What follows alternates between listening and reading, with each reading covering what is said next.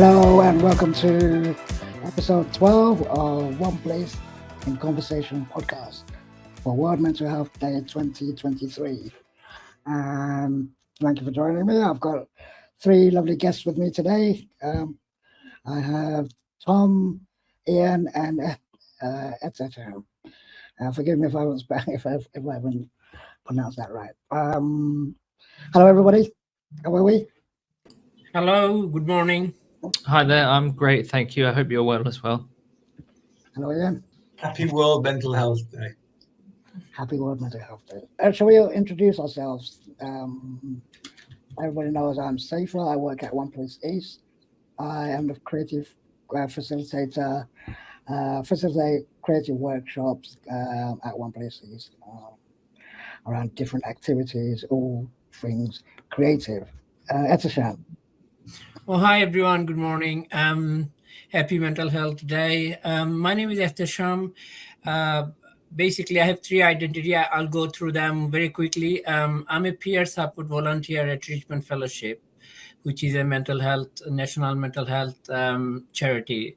So we do provide safe space for people to come in and, discuss with their everyday life. And I do facilitate a couple of groups. Like I have a men's group where we play pool on every Friday for 1.5 hours.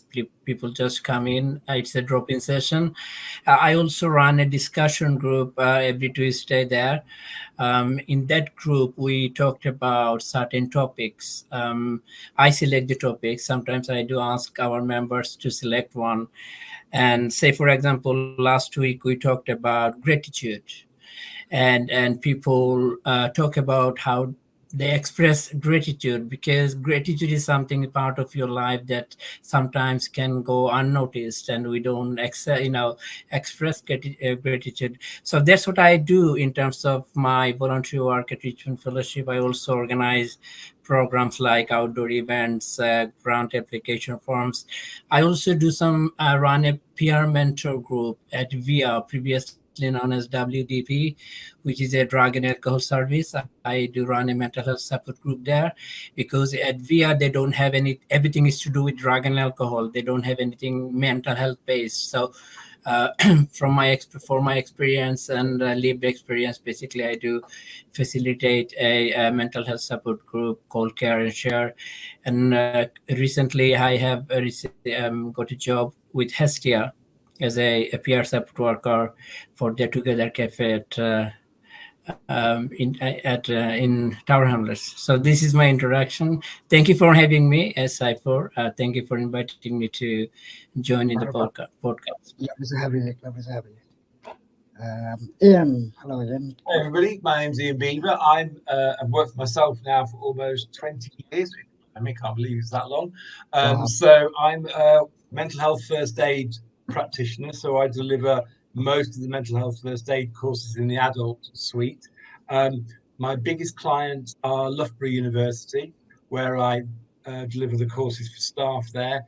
I also run men's health groups for occupational health at Loughborough, as well as facilitating some health events normally for them.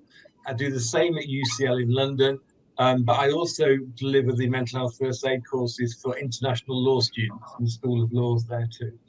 When I'm not delivering mental health first aid, I am working for One Place East, where I'm mostly their bid writer.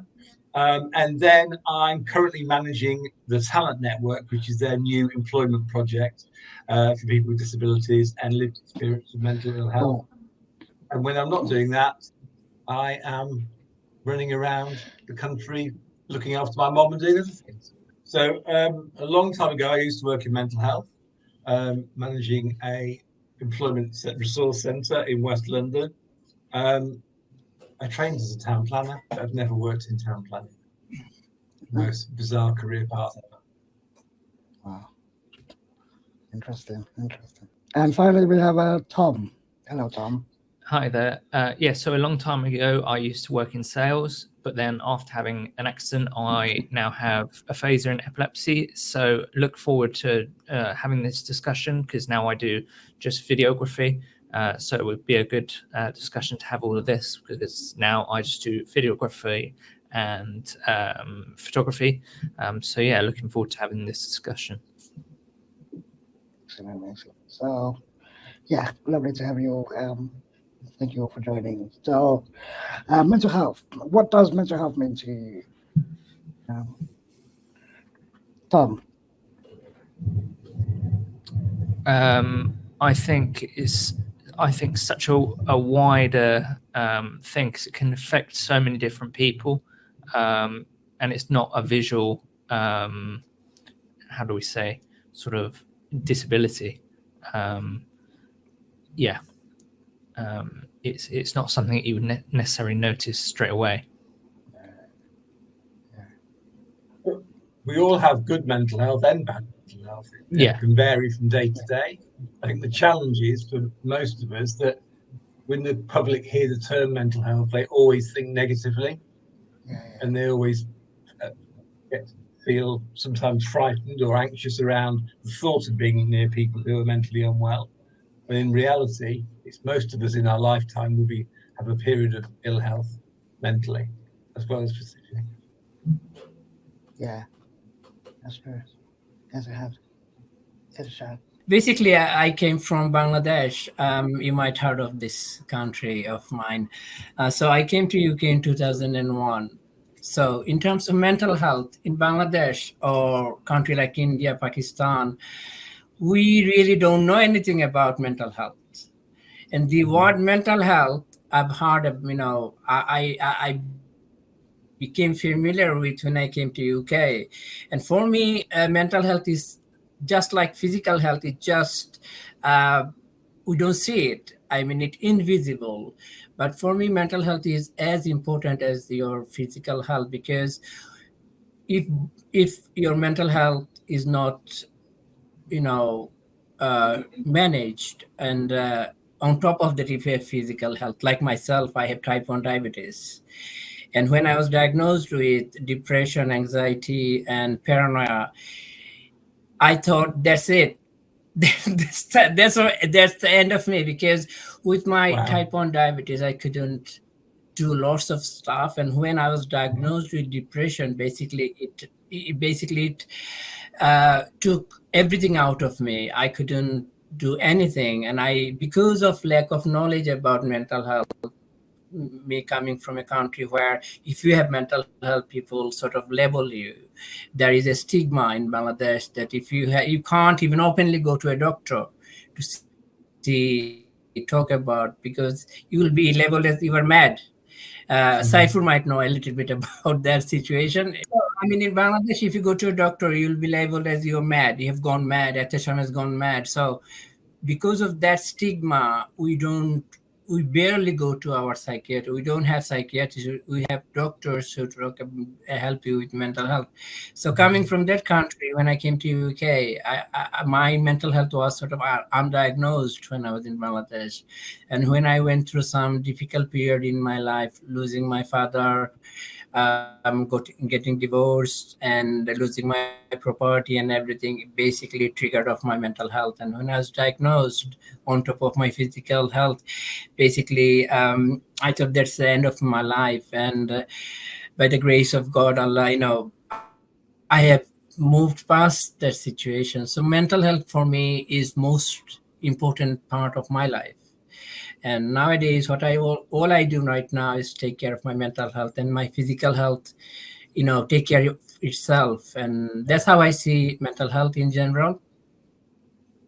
Absolutely. And it's funny you say that, because I'm originally from India, and people don't tend to talk about mental health in India. And it's like non-existent. They don't kind of see what it is. They're afraid to talk about it. They don't talk to anybody else about it. It feels like there's something wrong with themselves, if you know what I mean. Mm-hmm. Right. So do you think that's different here today?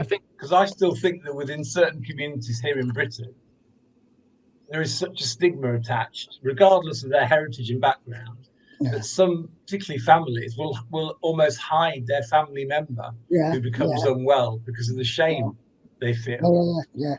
Yeah. I think it depends where you are in terms of the disability community. So, for example, a few days ago, I had a meeting with Access to Work and things like that. All those sections ask if you want a meeting with, say, for example, World Mental Health. But yeah, I think if just maybe talking to friends or family, any of that, then it's almost an embarrassing thing to say. Yeah. Yeah. Do you think it's worse for men than women? No, I think it's worse for women. Well, specifically, in India, I think it is. Right. I think in India, women tend to not talk about it as much. Not talk about it. Kind of they're embarrassed to. Yeah. You know. Perception here that men go for help later than women. Yeah, I'd agree. In India and Bangladesh, basically every time we feel like we are having a sort of like mental, emotional, breakdown, or we feel like we have something to do with our mental health, instantly we are sort of referred to the spiritual places, or to Right, religious person, or to so that they can take care of. I mean, this is the initial, for what should I say, voices, or I'm seeing things that are not there, or I'm feeling really depressed. Then go to the mosque, or go to the church, or not church, go to the temple and speak to a religious person, and they will do they will recite something, some verses, and you'll be okay, and they'll give you something to wear on top of in your neck, like a tabiz we call it. I don't know what is the name in the UK. So it's very neglected, our mental health in Bangladesh. But in UK, what I find out is that aware of their mental health, although yes, still there is a stigma around people to talk about, to open up and say, look, hey, I have this issue. There is this stigma will, from my point of view, will remain, because it's something in our nature, in our blood. This is something we talk about, but we can't sort of ignore the stigma. And but anyway, in London especially, it's much better than other places in the UK, because we have lots of mental fellowship, especially Asian. No, it's gone. Blimey, Monday mornings must be the worst day for internet It must be, connection. it must be. One of the things that I still see on the courses I deliver and the men's groups I deliver is that so many men don't have the skills to identify when they're struggling mentally. So they know that something's not right, but they either don't have the vocabulary to talk about it, or they don't associate maybe some of the physical symptoms that you can get with mental ill health with struggling with stress or depression. And that means that they often go for help too late, when they're at crisis point, rather than at a point where they could get an earlier intervention and hopefully prevent them leading to crisis. Is that why you feel that that men are less, that don't go and seek help and things like that? There's loads of layers of issues, but I think men struggle with the embarrassment and shame, as well as not recognizing when they are struggling mentally.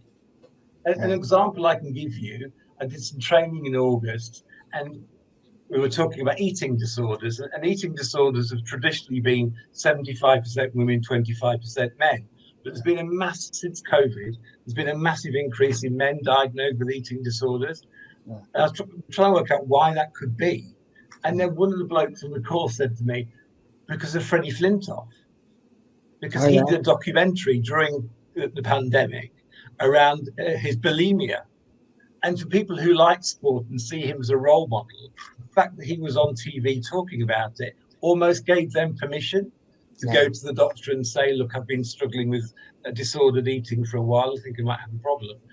I would never have thought that a sports person doing a documentary about an eating disorder would almost make it acceptable for men to go and talk about their eating disorder, but it did.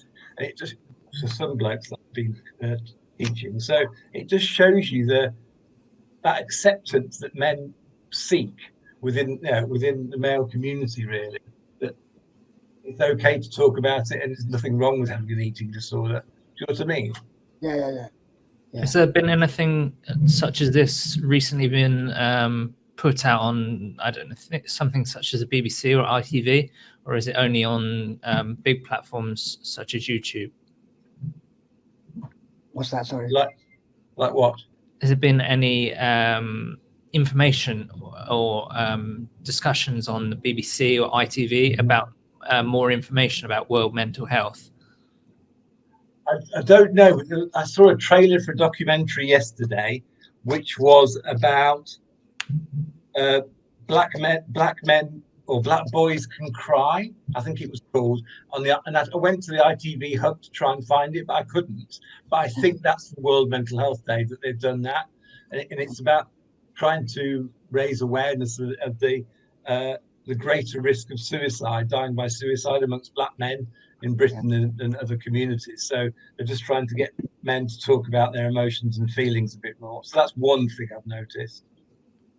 Yeah.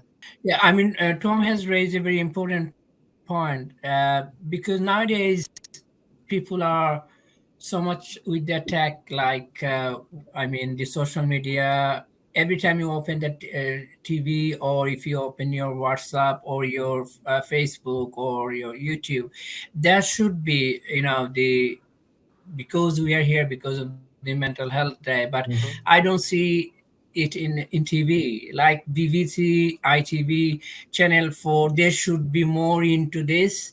It's just some people who are into mental health sector, like myself or you guys, we know about this. It's general public, they don't know what is a mental health day. So I think it's Tom has raised a very important point that we should be promoting this sort of event more and more, so that if you turn on the TV, if you're flicking through your channel, you might get a glimpse of it, what is happening. Oh, guys, look, this month on the 10th of October, this is the mental health day, and what is it? People don't know. Believe me, people don't know. As me being from Bangladeshi community, people don't know. They ask me, what do you do? I say, I'm a peer support worker. They say, what is peer support worker? I said, I help people with their mental health because I have lived experience. What is lived experience? They don't know anything. So they don't know my role. So I have to explain everything to them. So this is a very important, I think as a mental health organization, I feel like, and being someone I always like to help people, is that there are lack of publicity, lack of awareness in the community. And that's why mental health, although we are trying to talk about it more and more, but it's sort of like still a neglected issue among public, in general public, because what I understand, 1 in 5 people or something like that have mental health issues in their life. And people should be aware of this sort of event going on, so they can at least, BBC, they touch a bit, like BBC, ITV, they do, like in their morning show or somewhere along the line, they just it for maybe because of regulation purpose, but they don't really focus on mental health. There is. I've just checked online. The ITV are running a range of programs on World Mental Health Day, and so are the BBC. So there will be coverage, but it's embedded in their normal schedule. Okay. That's good to know. Good to know. Thanks, Jan. Yeah, it's good to see, people like Freddie Prinze coming out. And I think more people, celebrities or, people on TV need to come out.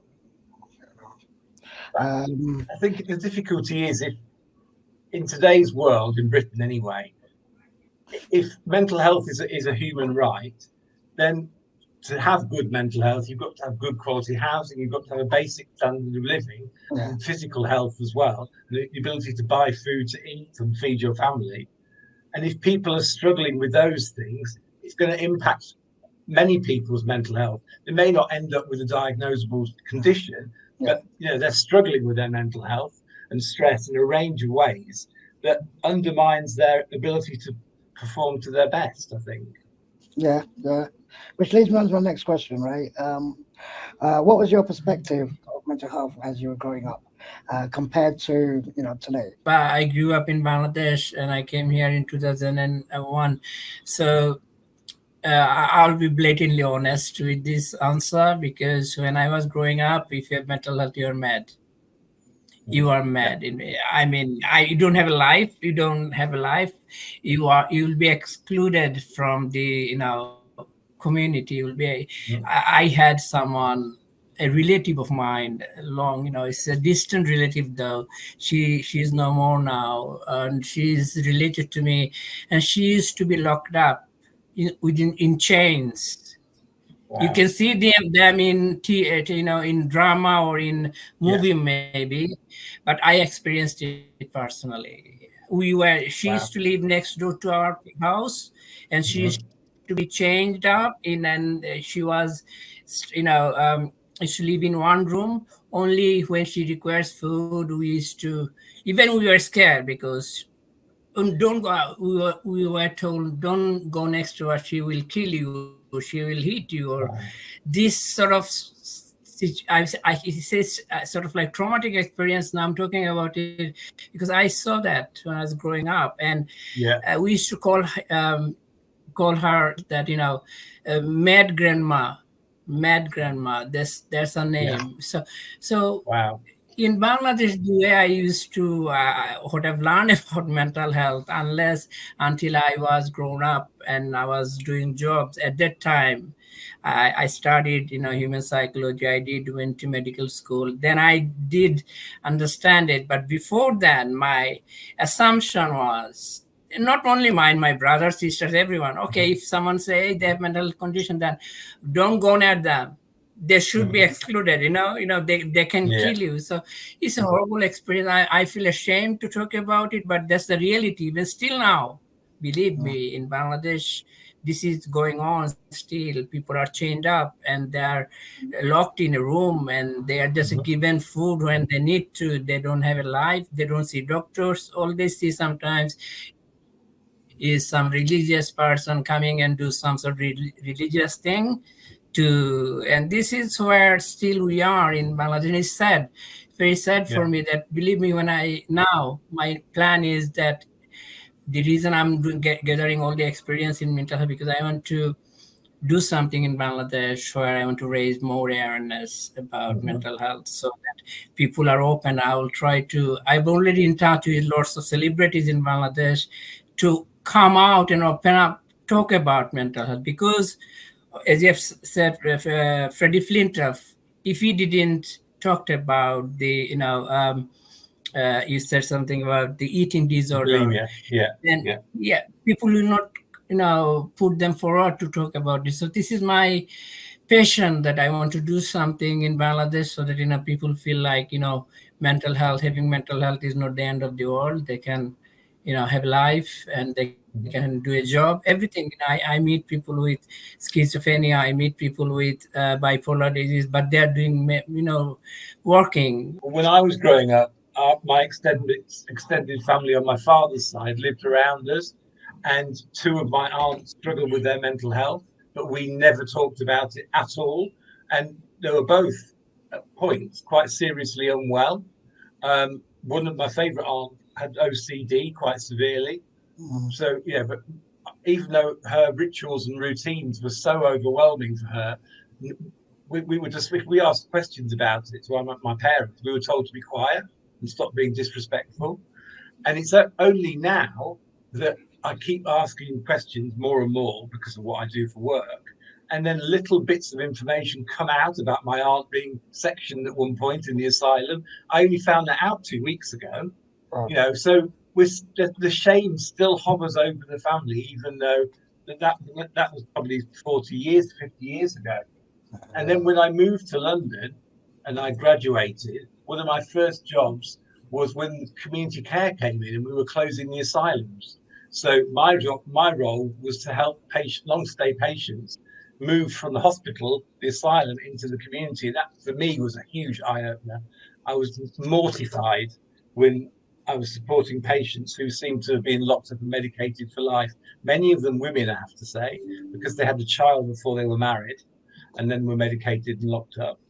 And then after being in London for 6 years, my best friend Carl took his life by suicide. And, Oh, wow. and then that sort of was the sort of turning point for me, because I was already working in mental health at that point. But then when something that close to you happens, then you realise, and when the inquest happened, we realised that he'd been planning his death for 4 years. Wow. You know, and that blew my mind away, that someone could live every day and work and function, but was planning his death the whole time. Unbelievable. Wow. What about you, Tom? For me as a child, I didn't think about it at all. It was only when I was probably in about 2004 when I had my injury causing me to have the disability. When I was in hospital, only was it really a visible thing that I thought about, because you see patients that have a mental health condition, well, if you say condition, I don't know how you'd say it necessarily, that are also hidden away in places such as hospitals. And then you realize it is actually a thing.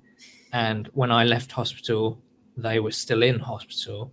And I think it's that case that people with certain mental healths would be still in hospital, even though I was let out. Would you say that you had a brain injury, Tom?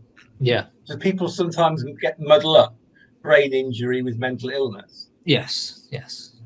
It's hard to explain when you say most people with what I have, most people say, oh, you had a stroke. So My sister has mental health, and she's about 5 years older than me. But she went to a special school, as they say, right, back in the day. Concentration was, very limited. She couldn't keep focus. She had trouble, difficulties, with keeping attention, going to classes and things like that. And it was scary for us because, with the family, because they didn't know how to treat it or what was wrong. As she got older, getting mixed with more people. I think that's what I think helped my sister in terms of mixing more with people, not being isolated, and not doing anything. I mean, even today, she was still at times just do her own thing,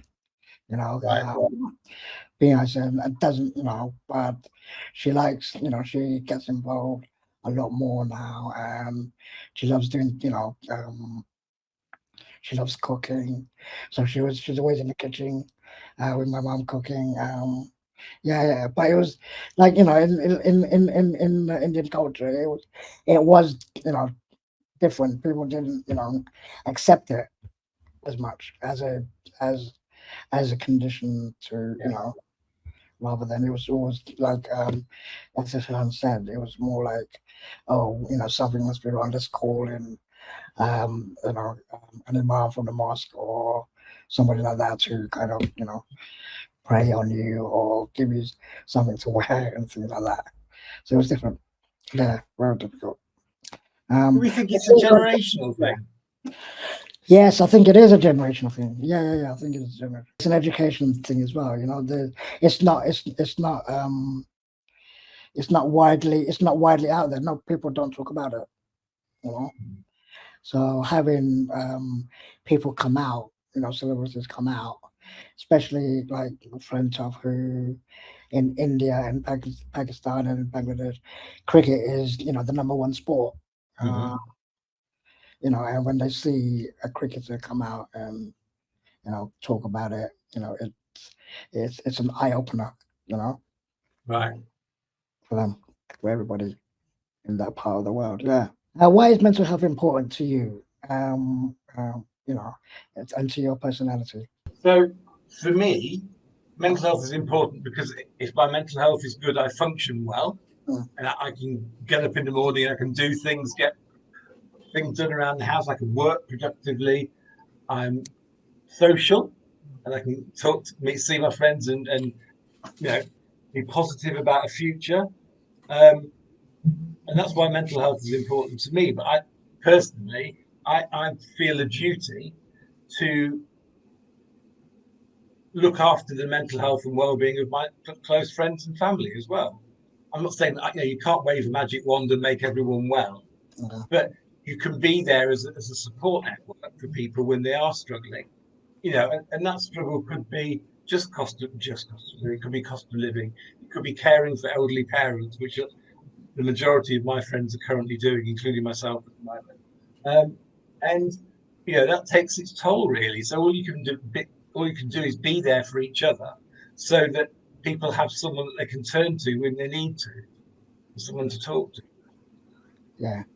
And I think nowadays it's much easier to reach out to other people, and also for those people to share with the likes of, on one hand, we all hate them, but on the other hand, they can be useful. Things such as social media, because people, if they have struggles, they can openly share it. So, if we really want to help them, we can reach out to them and support them if needed.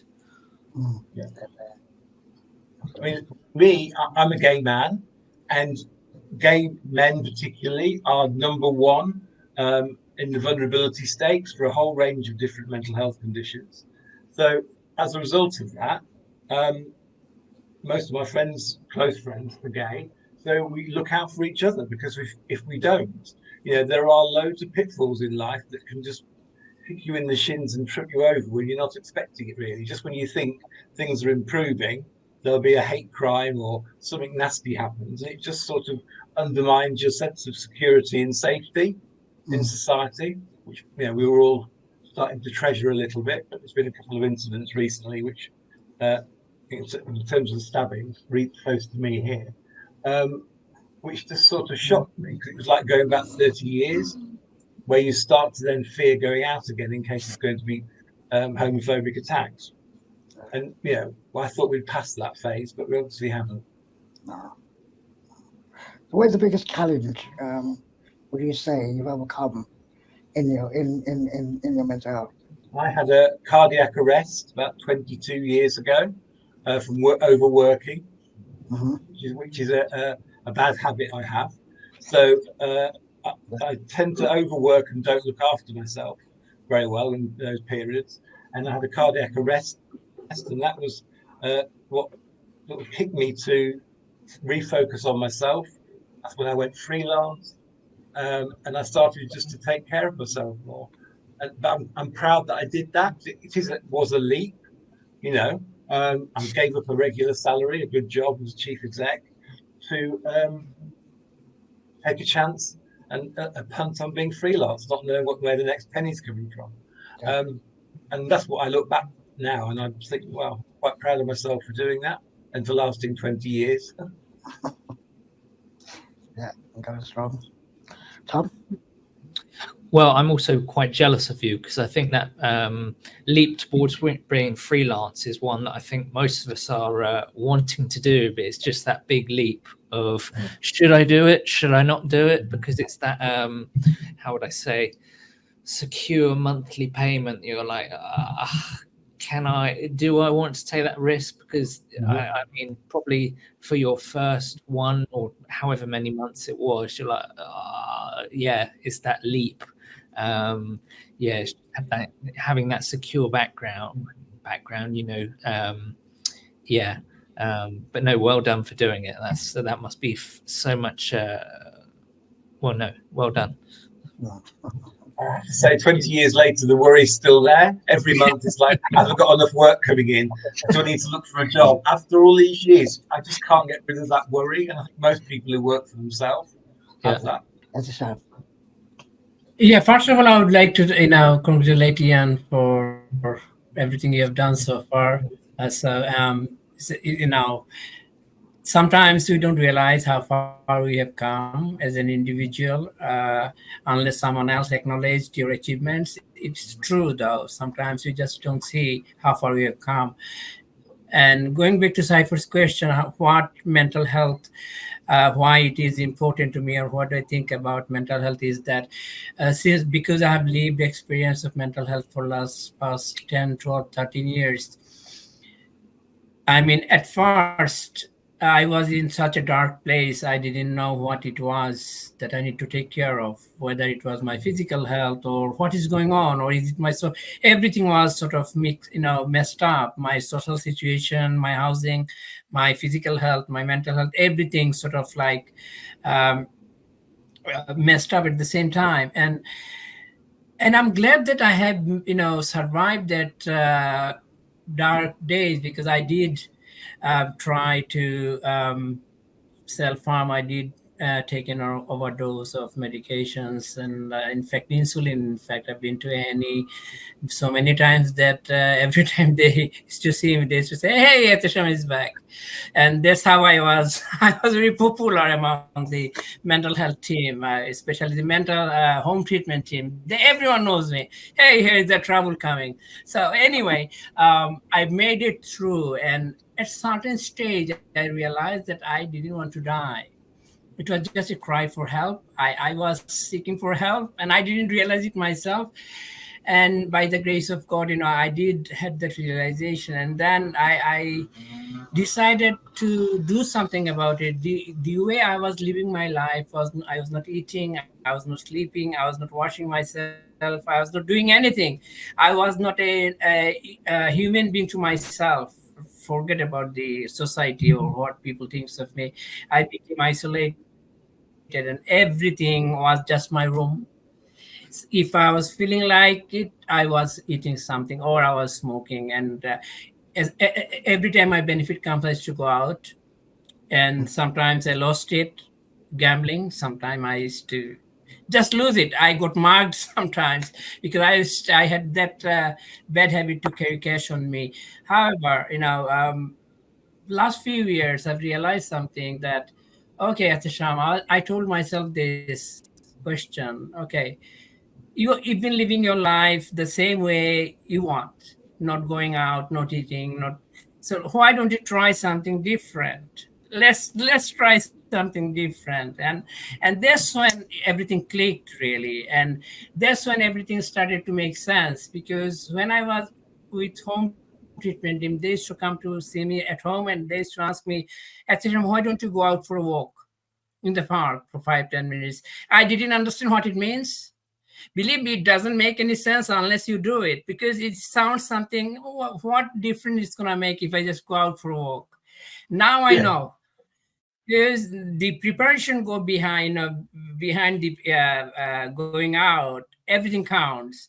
So I'm glad that I had that experience of poor mental health at at some stage in my life. And nowadays my mental health hasn't been better. And I have realized something. If I just manage my mental health well, nothing can stop me. Believe me, nothing. I'm taking such a big leap every now and then. I'm doing so many things. It's all because of self-care. That's the only thing I'm doing right now. Self-care. And some people need to know what self-care is. Some people think self-care is being selfish. It's not. Self-care is just you're looking after yourself so that you can look after someone else. If you are not in a position to help others, how can you help others? So right now what I'm doing is self-care, and I'm taking care of my mental health. I have learned all the techniques, how I can deal with negative emotions, positive emotions. And because of that experience, I'm glad that I had that. And now with my own experience, I can I'm helping other people to realize that your life is not over, because the people I run group with, they have already told me that they don't have anything to live for. They are already like, oh, this is the end of their life. And I'm telling you, look, take me as an example. I'm sitting in front of you. 5 years ago, I wanted to kill myself. I wanted to be dead. And by the with the grace of God, I didn't do it. And I'm sitting in front of you. Just take it from me. Your life is not this is not your life. You have long to go, and this is what I'm doing. And I feel like mental health is so important for every individual. I think we should celebrate your recovery and your raised awareness and the fact that you have that positive outlook. Okay, that would be nice. That would be nice. There is a long way to go. I'm still in my recovery process, but I'm doing well. I can say I'm very honest. It's not like I don't say things sometimes that I don't mean it. I'm doing well, and because of that, I'm with you guys.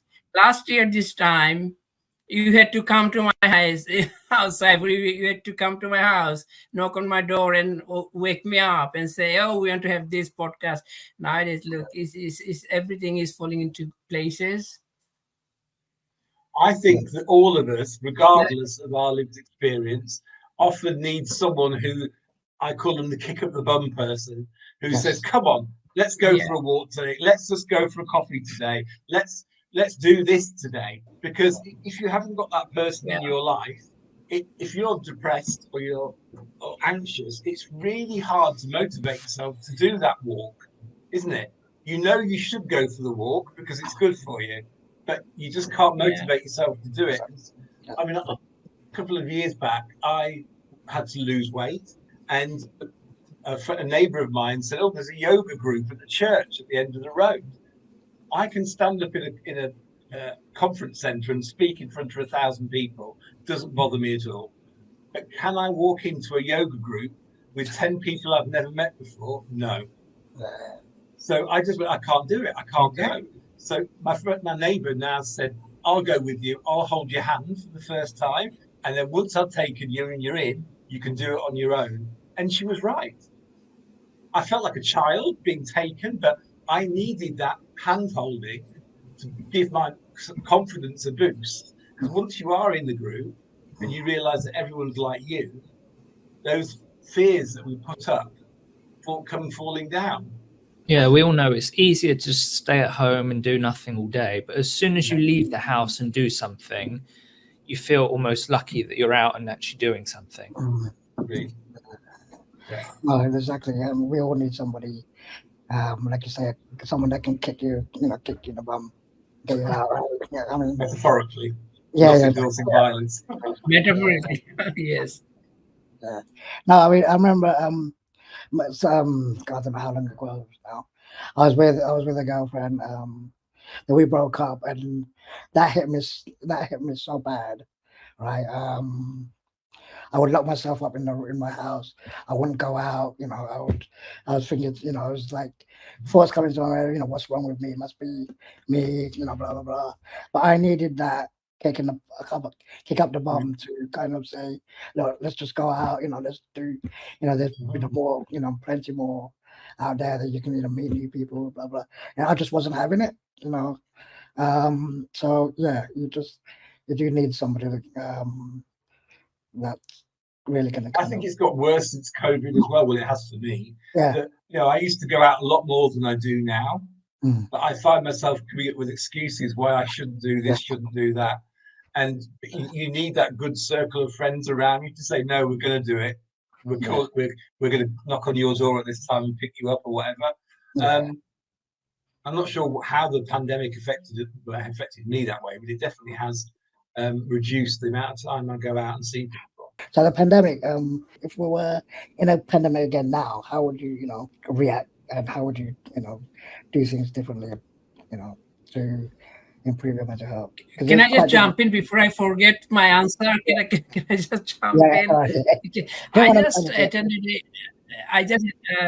I think on Friday, I attended a suicide prevention workshop at Mind in Tower Hamlets, where we talked about how the pandemic, the COVID broke out, affected our life in terms of mental health, and surprisingly, we talked about the suicide rate in UK overall. And do you guys know how far? I mean, if I ask you that, number 1 to number 31, where do we stand, the UK in general, in terms of suicide rate? How many people die every year? Where can you place us between 1 and 31? Number 1, or number 31 in between? Where do you think we are in terms of that number? Two. Is it 16 people a day die by suicide? Is it? Really? We are, I mean, Is- in terms of numbers, we are number 31 in Europe. We think we might be on the top. That's not right. I thought when the person who did the workshop, I've got my notes somewhere, but I don't know to grab that. So we are in number 31. So when we talked about pandemic, what came out was that basically pandemic sort of didn't affect our mental health that much as we have expected, because what happened that not only people with mental health felt the effect, is sort of the ordinary people, the other people who don't have mental health issues, they have faced the same situation. And so basically it sort of evened them out in a way. So like I have mental health and I'm stuck, you don't have mental health, you are also stuck at home. So in that aspect, pandemic didn't do that damage that we expected. But as a person, as myself, as a human, I mean, I can talk about myself. It did affect me because I used to go Right. out and run groups where I nowadays we do everything on Zoom or on Teams. I was not basically familiar with this thing, but pandemic brought this thing, bring us together in terms of technology, brought us together. But it affected me personally. My mental health was worse in the pandemic because I was not going out. I was stuck. I don't like Ian. He has friends or relatives around me, but in my case, what has happened for last 13 years, I'm living all by myself. Although I have lots of relatives in UK, but because of my mental health, because of my social problems, I'm sort of like I became detached. I am socially isolated. So I have been doing everything by myself, and for that reason, pandemic made everything worse. And I had to find something.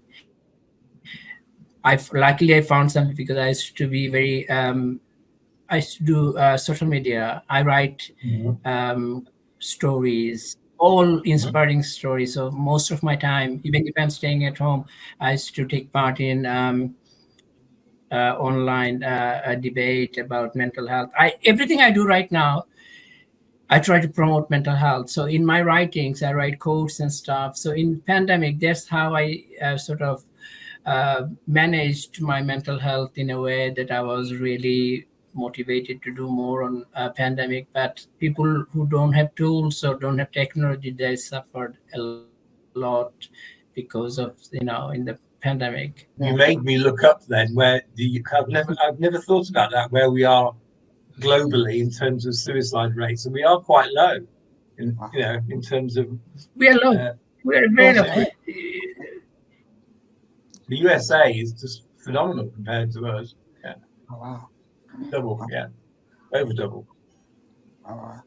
All right. So, what is your favorite remedy? What is your favorite resource for dealing, coping with mental health? Okay, thank you. That's my favorite question to answer because I like sports. I am a big cricketer fan. I used to play cricket for Bangladesh. I mean, long, long time ago. I'm 46 years old. So Used to play for no, Bangladesh.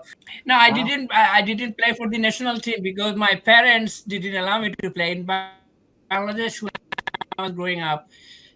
Going into sports wasn't a career choice. I mean, we didn't have fundings, we didn't have money, so we had to concentrate to become a doctor or to be an engineer or something, or a lawyer maybe. Yeah. So in Bangladesh, we didn't have the luxury of, oh, you can go into sports. But I was a really sporty person, and I used to play football, cricket, badminton, hockey, tennis. And when I came to UK, I fall in love with snooker, playing snooker and pool. So Wow. every time I feel depressed, every time I played Ronnie O'Sullivan once in Chigwell. You know him, Ronnie O'Sullivan, our Yeah. rocket. Yeah. So I follow him. I always watch snooker. So in terms of remedy, once a week I always go to play pool or snooker for a few hours with my friends. And when I'm playing pool or snooker, nothing comes to my mind. All is that I'm putting balls and that's it. So every time I feel depressed, or if I feel like I'm vulnerable at times in terms of mental health, I might having negative thoughts. I just call a friend of mine now and ask him, look, I told him I made a contract with him that, look, you have to help me at some stage. If I do call you, say for example you want 999 for me, okay, I'm not going to call 999 anymore because I'm fed up with them.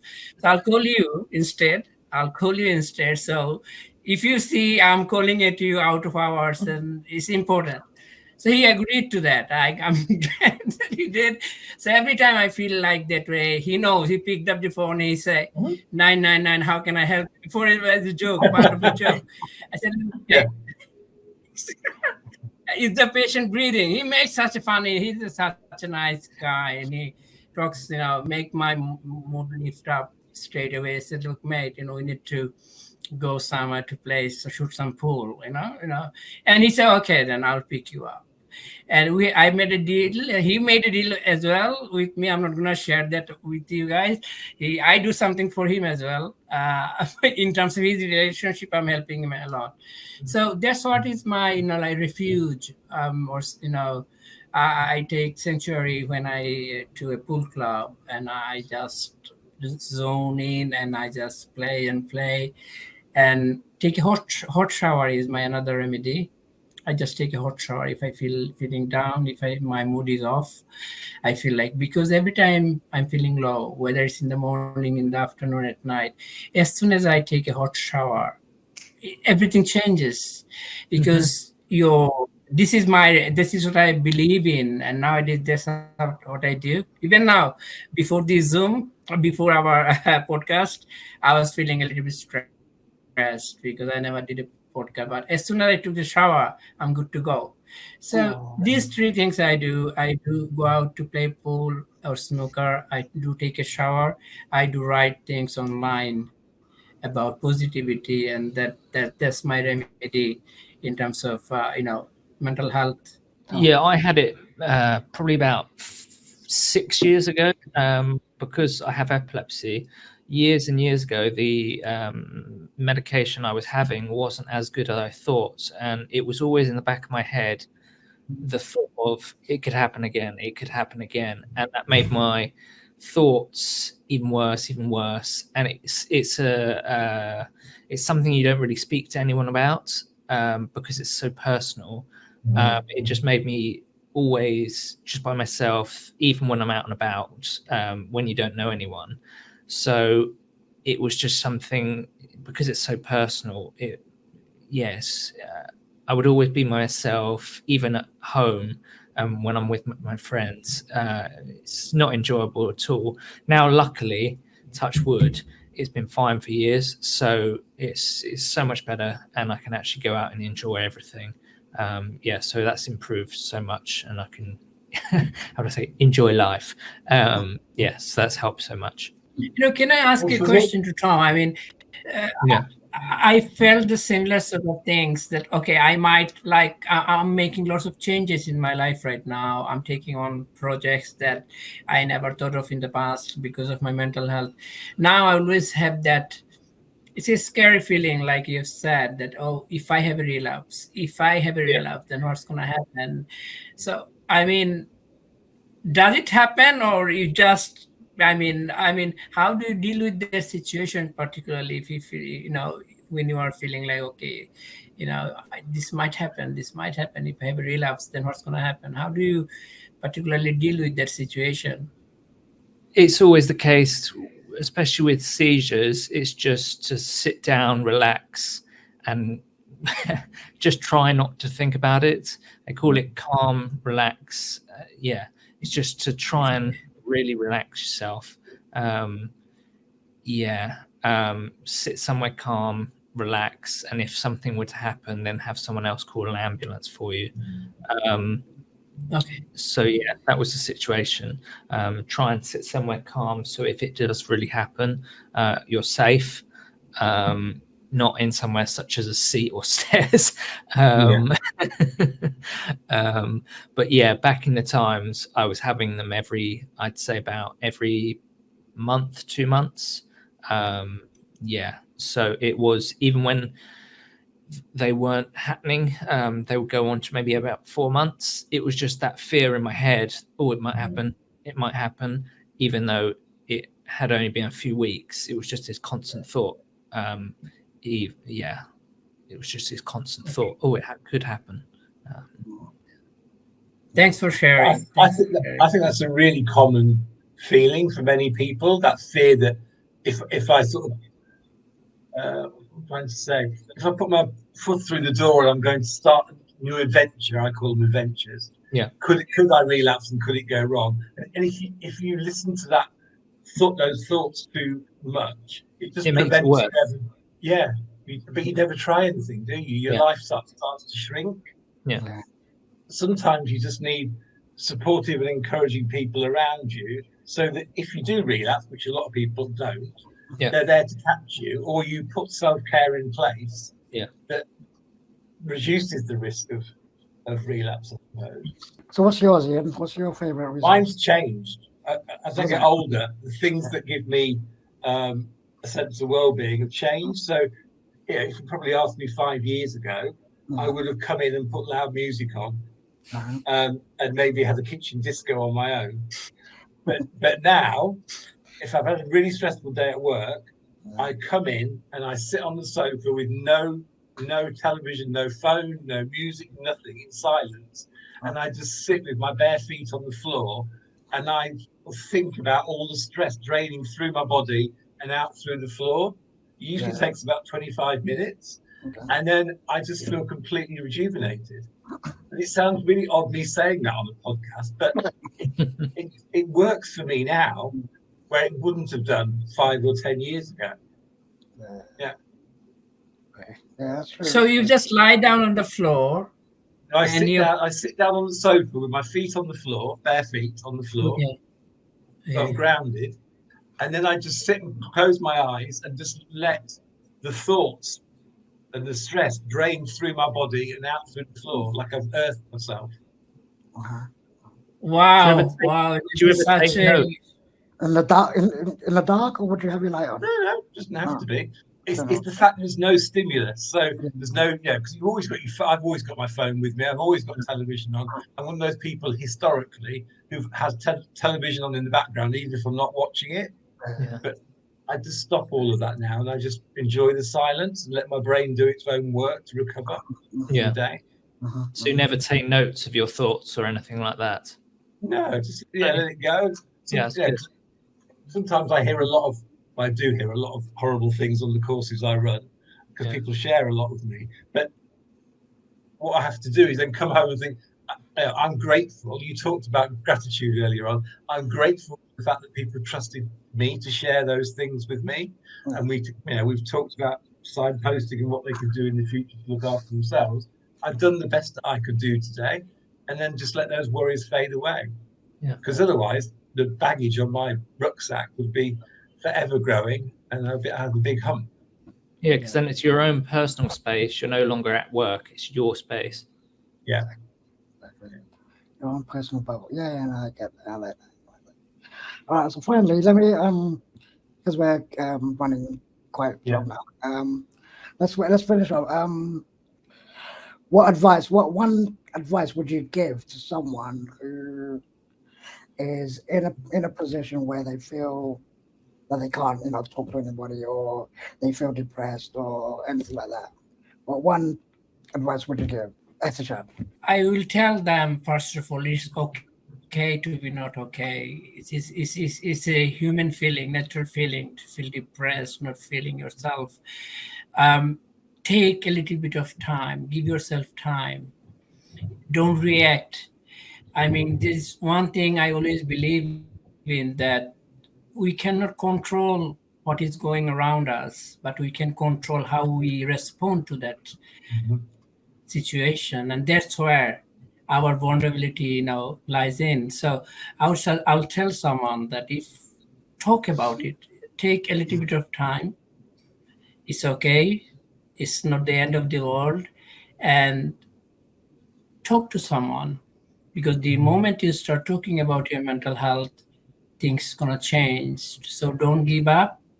Life is not that all full of joy and happiness. Life is a mixture of everything. There will be sadness, there will be pain, there will be heartache. So we have to push through this situation and just give yourself some time and take things easy and talk to someone as soon as you can. Yeah, great advice. Tom. I'd echo that. I'd say share your thoughts rather than keep it all to yourself. If you keep it all to yourself, it makes it worse. I mean, at first, share it to someone, I guess, you trust. There's no need to share it any further, because then But if there isn't someone that you necessarily trust, or if you live by yourself, some of the groups you can go to. But I mean, personally, I went to some different places because I had head injury, so I went to Headway. But I think some of the groups that might be relevant here would be, I think there's one, is it Mind? So I'd say maybe reach out to someone like Mind and meet up with that group. Yeah. And finally, my advice is to give yourself time to sit and think about what's going on for you at that time, and break it down into, I call them blobs, of the things that are causing you worry. Because people often feel overwhelmed because they've got so many things in their head or worrying about, or things that they're struggling with. But if you take half an hour and you sit and write them down, right, that's money worries there, that's relationship worries there. And then for each, when you've broken it down into separate blobs, you realize that actually each one is manageable, but together they're overwhelming. So by doing that, you then can maybe link into help with where to talk to about a certain issue compared to another one. And they may have 3 or 4 routes to help. But without doing the exercise, you often just feel there's no way out. You can't deal with it. You can't face what's coming. But by breaking it into manageable chunks, it is much more easy to overcome those things, I think. Great. That's great. Good advice. I like that. Break it up into little bits and kind of think about it. And then